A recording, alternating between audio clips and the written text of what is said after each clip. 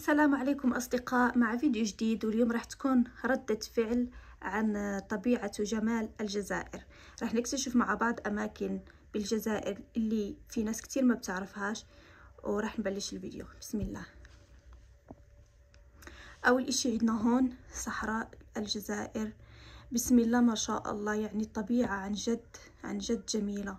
وهلأ أنا بشوف قدامي بالفيديو صحراء ما شاء الله كأنه سطح القمر. ما شاء الله، الجبال، صخور، رمل، كله ما شاء الله، يعني يعجز اللسان عن التعبير. هاد إشي عن جد بيجنن ما شاء الله، عن جد إشي خيال. يعني الواحد ما بيصدق إنه شايف هاي المناظر قدامه، يعني كأنه الواحد بحلم. ما شاء الله، نيالكم يا أهل الجزائر على هيك طبيعة، على هيك صحراء. يعني الواحد نفسه إنه يروح لهون، بس يقعد له يومين 3 كعرواء. ما شاء الله بتجنن، ما شاء الله، كتير بتجنن. يعني طبيعة مش موجودة بكل العالم. من أجمل الأماكن عندهم بالجزائر الصحراء الجزائرية، عن جد إشي واو. في هون رايحين رحلة سياحية بالصحراء، يعملوا تور بالصحراء. طلعوا السيارة، طلعوا ما شاء الله الجبال، كيف طلعوا الصخور، كيف سبحان الله. طلعوا في كمان خضار بالصحراء، واو ما شاء الله. طلعوا المنظر، طلعوا يا جماعة المنظر كيف.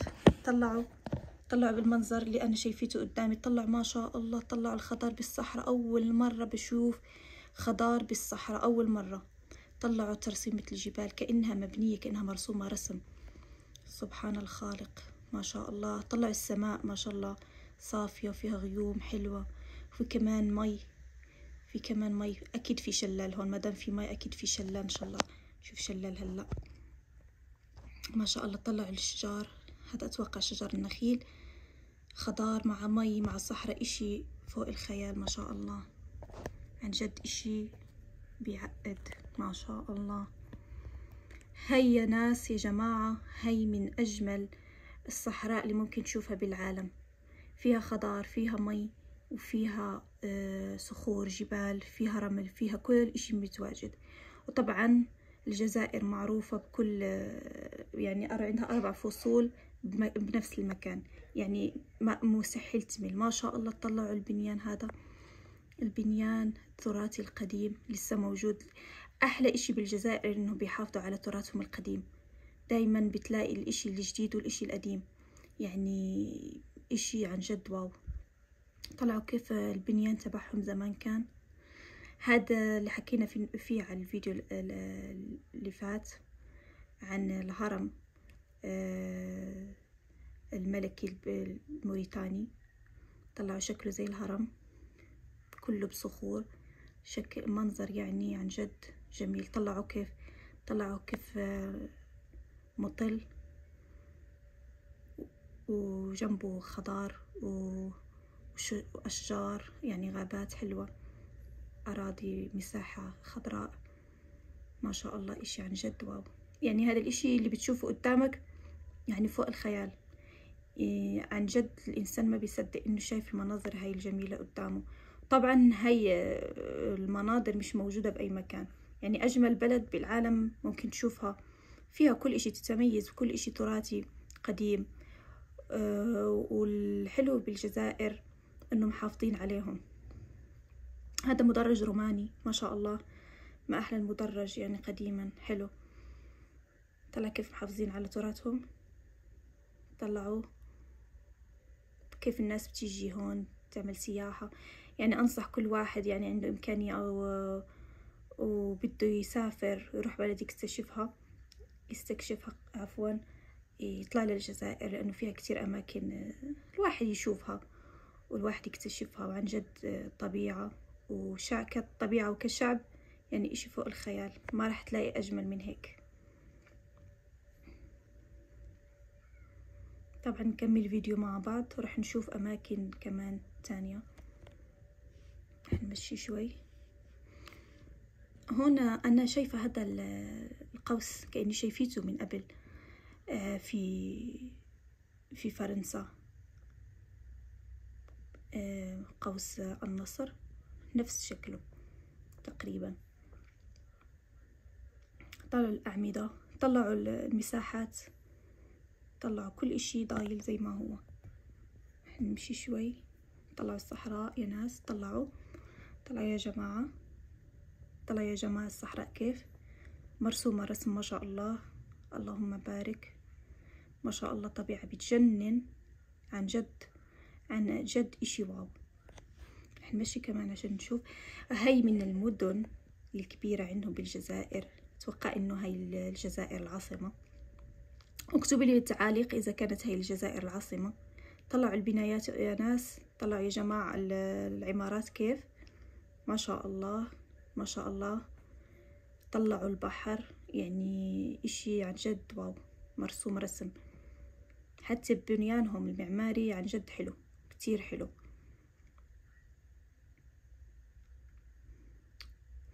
راح نكمل الفيديو نشوف كمان. هذا مقام الشهيد، هذا عنده تاريخ كبير للجزائر. وطلعوا كيف عاملينه بالقمة، يعني مطل على البحر. طلع الخضر حواليه، طلع البنيان، طلع السفن، يعني اشي عن جد واو. طلعوا كيف بنيانه، طلعوا مقام الشهيد كيف البنيان تبعه ما شاء الله. طلعوا كيف البناء الجزائري الأصيل، ومطل على المدينة كلها، يعني حاطينه بالقمة. وطبعا بنيان مش صغير، كتير ضخم، أكيد مبين معكم. ورجعنا كمان مرة للصحراء. هو في حد بيمل من الصحراء؟ طبعا لا. الصحراء هي، شوفوا الصحراء عندهم ذهبية اللون، يعني لونها ذهبي. يعني طبعا مش أي مكان بتلاقي صحراء زي هيك. عن جد انتم محظوظين بهيك بلد ما شاء الله. الله يحمي هذا البلد، الله يحمي البلد الجزائر الشقيقة. عن جد جنة فوق الأرض ما شاء الله، اللهم بارك. نكمل هون. طلعوا الصحراء، طلعوا كيف مرسومة رسم ما شاء الله. واللون كتير بيجنن. هناك بتاخد صور مع الغروب والشروق، كتير بيجنن مع اللون الذهبي تبع الرمل، كتير حلو. ورحنا لفيديو جديد، لمكان جديد فيه خضار صخور. طلعوا البناء، ابصر شو هذاك اللي بالقمة، شو مبني هناك. اللي بيعرف يكتبنا بالتعاليق لو سمحتوا عشان نعرف. عن جد واو. طلعوا البحر. احلى اشي انه عندهم بحر، جبال، رمل، خضار، كله مع بعض، كله بنفس المكان. فهذا بيعطي لوحة فنية، هذا يعطي جمال للعين، انك بتشوف كل الالوان مع بعض. بتشوف اللون الازرق، اللون الاخضر، بتشوف اللون الاصفر، الذهبي، كله مع بعض. يعني ما بتمل، يعني في تشكل، في كتير شغلات تشوفها بنفس اللحظة. يعني عينك ما بتمل، يعني بدك تضل بالمكان كتير. طلعوا البنيان كيف مبنيين على الجبال. طلعوا البيوت ما شاء الله، طلعوا البيوت معطية جمالية مع الخضار. عن جد انه منظر احلى من مليار اوروبا. بيقول لك اوروبا، الحمد لله احنا العرب عندنا كل اشي. وطيب هاي الجزائر اكبر دليل انه موجود فيها كل اشي، وفيها طبيعة خلابة. وعن جد يعني شو ما راح احكي، ما راح اوصف الجمال اللي انا بشوفه قدامي. طلعوا ما شاء الله البيوت، طلعوا كيف مصفطينها تصفيط ما شاء الله. طلعوا البيوت ما شاء الله، طلعوا الخضار، طلعوا اللوحة الفنية اللي قدامي انتوا تطلعوا. عن جد اشي واو عن جد. طلعوا الالوان. اتوقع انه هذاك الجبل فيه ثلج. هذا اكبر مسجد او ثالث اكبر مسجد بالعالم، وموجود بالجزائر. طلعوا هاي المنارة اللي عاملينها فوق، كتير ضخمة ومطلع على البحر. وكمان من اكبر، زي ما قلنا، من اكبر المساجد بالعالم. طبعا وسعوها الجزائريين، عملوا توسعة بالمسجد. هلا راح نشوف جمالية البنيان. طلعوا البنيان. هذا البنيان تراثي عندهم ما شاء الله، لسه محافظين عليه، وعلى عندهم لمسة خاصة الجزائريين. طلعوا كيف مبنيين ما شاء الله. شوفوا التفاصيل معي، شوفوا الدقة والتفاصيل، شوفوا الزخارف، شوفوا الزخرفة. الزخرفة الجزائرية.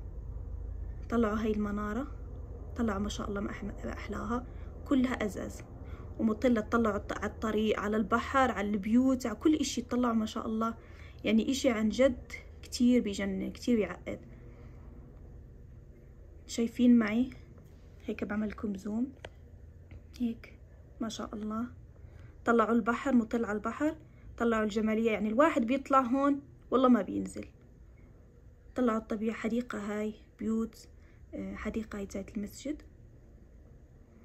وطبعا ما ننسى على الجزائر منور ويرفرف فوق سماء الجزائر ما شاء الله. معطي جمالية كمان كتير حلوة.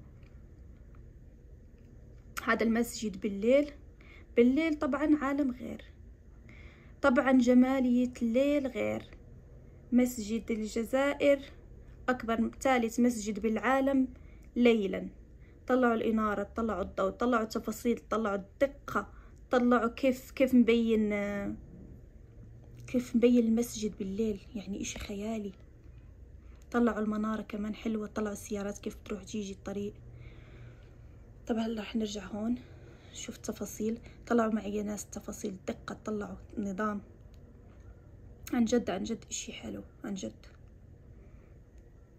نكمل مع الفيديو. هون في هاي المساحة أو الساحة هاي حلوة. أكيد هون في نافورة بس لسه مش فاتحينها، تعطي منظر حلو ما شاء الله. ما أحلاك يا جزائر، ما أحلاك يا جزائر، ما أحلاك يا جزائر. اللي بده يروح سياحة أنصحه إنه يروح للجزائر، لأنه رح يشوف فيها تنوع كثير. طلعوا البحر، أنا بعشق البحر طبعا، يعني أي مكان فيه بحر بعشقه. أوكي رجعنا هون للصحراء.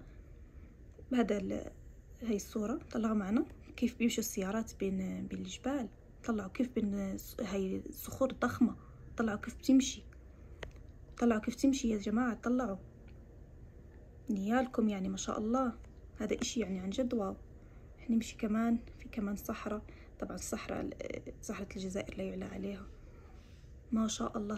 طلعوا الصخرة هاي الكبيرة، بسم الله ما شاء الله. نكمل مع بعض. هاي سيارات رايحة لسه.